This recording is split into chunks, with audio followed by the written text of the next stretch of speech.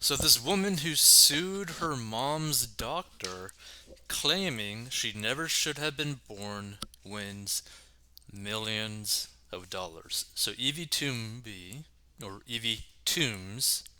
sued her mom's doctor, claiming she should never been born, and won the right to millions in damages.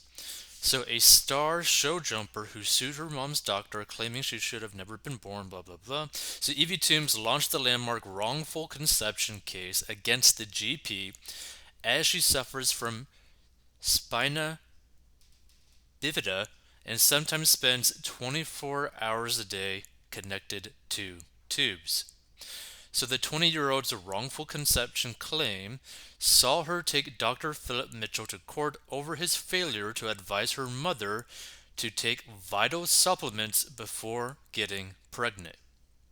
She alleged that had the medic told her mom, Caroline, that she needed to take folic acid to minimize the risk of spina bifida affecting her baby, she would have put off conception.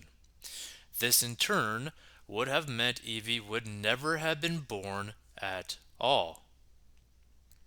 So in a unique ruling at London's High Court today, Judge Rosalind Co QC backed Evie's case and awarded her the right to a huge compensation payout.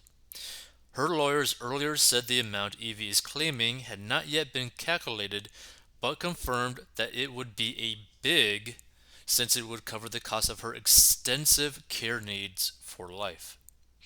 Evie, who has forged a career in show jumping, competing against both disabled and able bodied riders, had sued for wrongful conception for having been born in a damaged state.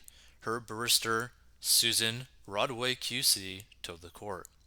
So the judge found that Mitchell had not told Caroline of Skegness, Lincolnshire, of the importance of taking folic acid supplements before getting pregnant. And if she had been told, she would have delayed conceiving and instead had a different, totally healthy baby, the judge added. So during the trial last month, the court heard that 50-year-old Caroline, who is also a keen horsewoman, had gone to see Mitchell at the Hawthorne practice to discuss her plans to have a first baby in February 2001. This was a very precious decision to start a family because she herself had lost her parents when she was young, Rodway told the judge. They had been refraining from sexual intercourse until after they had received advice at this consultation. Now, this is actually a really big statement, right? Because they basically, specifically, was trying to plan for the best possible outcome possible and went to their doctor for that doctor's recommendation, right? Because they were so worried about something like this. But despite discussing folic acid during the appointment, Caroline claims she was not told by Mitchell of its importance in spina bifida prevention. She told the judge that the doctor had told her to go home and have lots of sex, which she found somewhat blunt. He told me it was not necessary, she said. I was advised that if I had a good diet previously, I would not have to take folic acid. Rodway said that had Caroline been properly advised by Mitchell, she would not have gone on to conceive as quickly as she did. She would have paused her pregnancy plans, started a course of folic acid treatment, and then attempted to conceive, she claims. So it is her evidence. She would have read up on it and wouldn't have attempted to become pregnant until she was satisfied that she had protected herself as much as possible, she said. If she had indeed put off getting pregnant, she would have had a normal, healthy baby, but one who was a genetically different person from Evie, the QC added. Evie was diagnosed with lipomyel yeah, that is a crazy way to pronounce it. Lipomyelomenic LMM, a form of neural tube defect to the spine, leading to permanent disability after her birth in November 2001. Her mobility is said to be very limited, and she will depend more and more on a wheelchair as she grows older, which she also suffers from bowel and bladder issues, the court heard. She had previously spoken about her issues on the ITV show Hidden Disabilities, What's the Truth?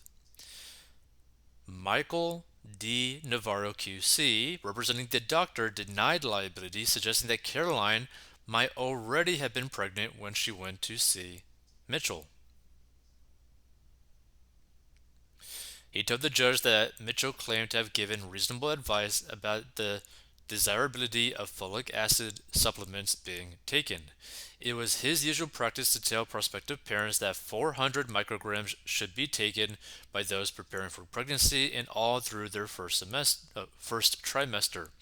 He said he would have told the mother that if she had a good diet and thus good folic acid levels anyway, supplements would be less important, but denied saying they were not necessary. However, today, Coe wrote against the doctor. In the circumstances, I find that Miss Toombes was not pregnant at the time of the consultation with Dr. Mitchell, she said in her judgment. She was not advised in accordance with the guidance to take folic acid prior to conception and for the first 12 weeks of pregnancy. She was not advised about the relationship between folic acid supplementation and the prevention of spina bifida neurotube defects. Had she been provided with the correct recommended advice, she would have delayed attempts to conceive. In the circumstances, there would have been a later conception which would have resulted in a normal healthy child. I therefore find that the claimant's claim succeeds on liability. So the case will return to court to decide the full amount of Evie's compensation unless agreed by the parties outside of court. According to her own website, Evie describes her motto in life as find a way, not an excuse. As well as competing in show jumping, nationally and internationally, she educates children about invisible illnesses and works at Nottingham University. She writes, I was born with a form of spina bifida, but I have a passion in life, gives me purpose and direction. In 2018, she met Prince Harry and Meghan Markle when she won the Inspiration Young Person Award at Well Child charity event. So I thought this was a pretty interesting article, right? Because something to really learn about this, regardless of necessarily the whole, is she right or is she in the wrong in terms of like being awarded this money, right? One thing to really learn about it is like when you have a will, there's a way, right? So let's say that you have a goal in your life, right? Which probably her goal in her life at that point was probably try to find a way to make the payments for these medical payments because this is not cheap. No matter where you are in the world, this type of thing where you basically be like permanently connected to tubes pretty much and constantly like in and out of a hospital or basically staying in a hospital for pretty much your whole life, pretty much, right? Or an increasing amount, it's just going to dramatically increase in cost over time, regardless of where you are in the world, right? Like the amount of times that you're going to end up having to go to the hospital is just going to keep on adding up and adding up and adding up to the point where there would be like no way for her to actually end up paying for it, and to the point where insurance may no longer even protect her, right? So finding a way for, let's say that her medical payments could end up being taken care of, potentially her ending up having some sort of like surplus so that she could actually have money and not be like in the negative the whole time, is a thing that you gotta like respect, right? You gotta respect someone who's willing to do whatever it takes to try to live a better life, right? So I think that's a pretty good thing to really learn about this. Now, for her, right? For her specific situation, like if I was like living her type of life, when I got this money, I would be very calculated as to what I'm going to be doing with this money, right? Because her circumstance is not like anyone else's circumstance, right? Like it's a very specific type of circumstance. Now, there's something that you can learn from it, you know. You can maybe relate to her if you are dealing with a similar like health issue, but pretty much the number one thing to take care of in her specific situation is her health. The majority of the money that she ends up winning is going to have to be dedicated to taking care of her health, right?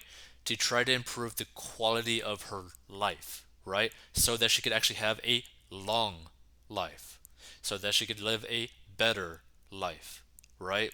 That's the first and foremost thing that she needs to focus on with the money that she ends up winning. Number two, try to get rid of any debts that she may have, which she probably does from all the medical bills and all that kind of stuff, right? So take care of like past due or owed medical bills so that you're current, so that you can start making the payments correctly and never be like behind or anything like that. Next, have some sort of an emergency fund. Now, her thing again is going to be so specific, right? Because it's such a crazy situation where she might need something more like a year's of like a full year of like an emergency fund in terms, because she has to like factor in her medical expenses. So you could maybe calculate that for like a year, like assumed like, okay, like this is how much I spent on average for the past few years for medical bills. And okay, so every year I spent about, who knows, maybe 30, 50K on medical expenses, right? So I would factor that into like an emergency fund because that's probably going to be her biggest cost, right? So you're going to have to factor that into like her building up some sort of emergency fund, right? So you take care of the debt, you take care of the emergency fund. Next, I would use this money after, you know,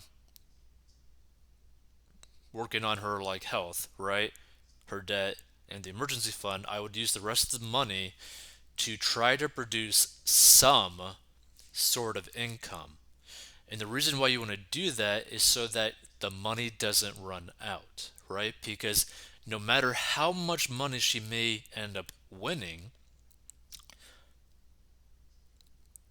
it won't last forever unless it's invested properly to give her a decent return to where she can live off of it, right? Because even though she might have a job, even though she might be able to produce some sort of income, how long can that last, right? How progressively worse will her disease end up getting, right? So that's something that you really got to factor in, right?